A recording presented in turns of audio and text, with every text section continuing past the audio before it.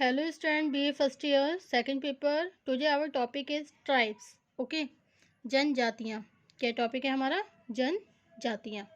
Okay, साधारणतः जनजाति का तात्पर्य एक ऐसे मानव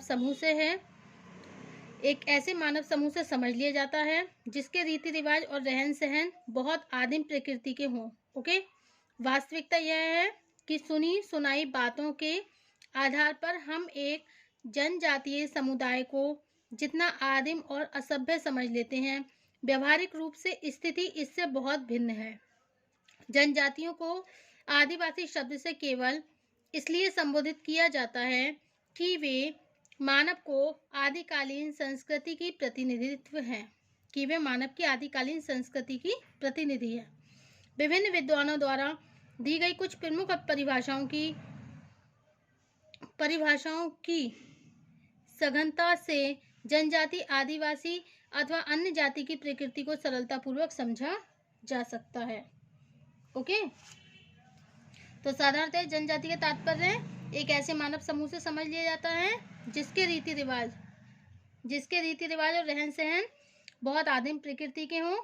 वास्तविकता यह है कि सुनी सुनाई बातों के आधार पर हम एक जनजातीय समुदाय को जितना आदिम और असभ्य समझ लेते हैं, व्यवहारिक रूप से स्थिति इससे बहुत भिन्न है. जनजातियों को आदिवासी शब्द से केवल इसलिए संबोधित किया जाता है कि वे मानव की आदिकालीन संस्कृति की प्रतिनिधि हैं.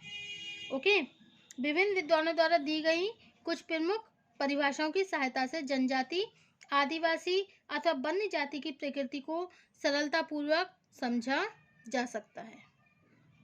ओके, अब है गिलिन और गिलिन के अनुसार डेफिनेशन. गिलिन और गिलिन के अनुसार ऑन द ट्राइब्स पर गिलिन और गिलिन की डेफिनेशन है. इन्होंने क्या बताया? गिलिन और गिलिन ने जनजाति उन विभिन्न समूहों से बनने वाला एक बड़ा समुदाय है जो एक सामान्य क्षेत्र में निवास करता है, एक सामान्य भाषा का प्रयोग करता है तथा जिसकी एक सामान्य संस्कृति होती है. Okay, is it clear? तो गिलिन और गिलिन ने क्या बोला है कि जनजाति उन विभिन्न समूहों से बनने वाला एक बड़ा समुदाय है जो एक सामान्य क्षेत्र में निवास करता है और एक सामान्य भाषा का प्रयोग करता है तथा जिसकी एक सामान्य संस्कृति भी होती है. ओके, नेक्स्ट डेफिनेशन है ऑन द ट्राइब्स पर राल्फ पिडिंगटन. किनकी है? राल्फ पिडिंगटन के शब्दों में जनजाति को व्यक्तियों के एक ऐसे समुदाय के रूप में स्पष्ट किया जा सकता है जो एक समान भाषा बोलता हो, समान भूभाग में निवास करता हो तथा जिसकी संस्कृति में समानता पाई जाती हो.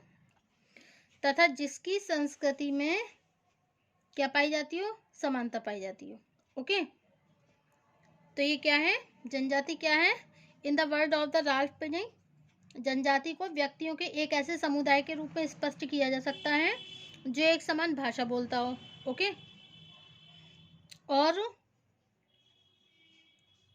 जनजाति व्यक्तियों के ऐसे समुदाय के रूप में स्पष्ट किया गया है. जनजाति को व्यक्तियों के एक ऐसे समुदाय के रूप में स्पष्ट किया जा सकता है.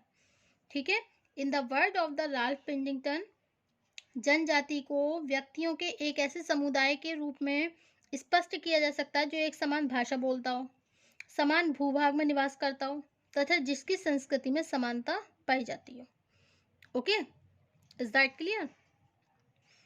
अब नेक्स्ट है आपके वन है जैसे इसकी विशेषताएं. अब हम बताते हैं कैरेक्टरिस्टिक्स ऑफ ट्राइब्स, जनजातियों की विशेषताएं. क्या है? जनजाति की विशेषताएं. Okay, now the next topic है हमारा कैरेक्टरिस्टिक्स ऑफ ट्राइब्स. ठीक है, फर्स्ट क्या है? क्षेत्रीय समुदाय. फर्स्ट क्या है? ओके, नेक्स्ट हमारी characteristics of tribes. Okay, first क्या है? क्षेत्रीय समुदाय. सेकंड, बड़ा आकार. क्षेत्रीय समुदाय रीजनल ग्रुप. ओके, बड़ा आकार लार्ज साइज. पृथक भाषा डिफरेंट लैंग्वेज. आत्मनिर्भर समुदाय इंडिपेंडेंट ग्रुप. सामान्य संस्कृति जनरल कल्चर. ओके, तो ये क्या होगी, क्षेत्रीय समुदाय, बड़ा आकार, पृथक भाषा, आत्मनिर्भर समुदाय, सामान्य संस्कृति, अंतर्व्ययी समुदाय और राजनीतिक इकाई। तो ये हमारी हो गई। ओके, क्षेत्रीय समुदाय में क्या बताया जा रहा है आपका है, फर्स्ट है क्षेत्रीय समुदाय। सर्वप्रथम, जनजाति एक क्षेत्रीय समुदाय है। क्या है जनजाति? एक क्षेत्रीय समुदाय। प्रत्येक जनजाति के एक निश्चित भूभाग में प्रत्येक जनजाति एक निश्चित भूभाग में निवास करती है। साधारणतः इनके निवास का क्षेत्र कोई जंगली, पहाड़ी अथवा सीमांत प्रदेश भी होता है। ओके, इसके फलस्वरूप जनजातीय समुदाय का निवास कुछ अलग थलग भी होता है। नेक्स्ट है इसका आकार, बड़ा आकार। जनजाति का बड़ा आकार होता है, ठीक है। भारत में अनेक जनजातियां ऐसी भी हैं जिनके सदस्यों की संख्या लाखों में है। उदाहरण के लिए संथाल, गोंड, भील आदि ऐसी जनजातियां हैं जिनकी कुल जनसंख्या आज लगभग 1 करोड़ से भी अधिक है। यह जनजातियां बहुत बड़े भौगोलिक क्षेत्र में फैली हुई है।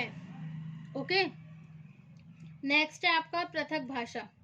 पृथक भाषा, प्रत्येक जनजाति की एक पृथक भाषा होती है। एक जनजाति के सभी सदस्य अपनी भाषा का ही उपयोग करते हैं। भाषा की यह समानता ही जनजाति के लोगों को आपस में बांधे रखती है। नेक्स्ट है आत्मनिर्भर समुदाय। जनजाति क्या है? एक आत्मनिर्भर समुदाय है। परंपरागत रूप से शिकार करना, खाने योग्य पदार्थों का संग्रह करना, जंगल से जड़ी बूटियां और लकड़ी लाकर पास के कस्बों में बेचना अधिकांश जनजातियों की विशेषता रही है। आज भी बहुत सी जनजातियां कृषि, दस्तकारी तथा औद्योगिक श्रम के द्वारा भी अपनी आवश्यकताओं को पूरा करने लगी हैं। इसके बाद भी दूसरे समुदाय की तुलना में जनजातियों का आर्थिक और सांस्कृतिक जीवन कहीं अधिक आत्मनिर्भर भी है। ओके, अब नेक्स्ट है आपका सामान्य संस्कृति। क्या है? सामान्य संस्कृति।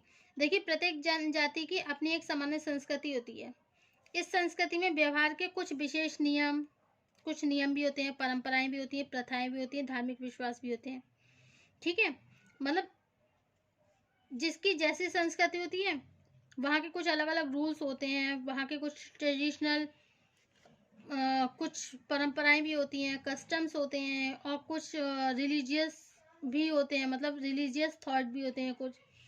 तो इन सब चीज़ों का क्या होता है? समावेश होता है। अब नेक्स्ट है आपका अंतर्विवाही समुदाय। अंतर्विवाही समुदाय में क्या होता है? प्रत्येक जनजाति एक अंतर्विवाही समुदाय के रूप में संगठित होती है।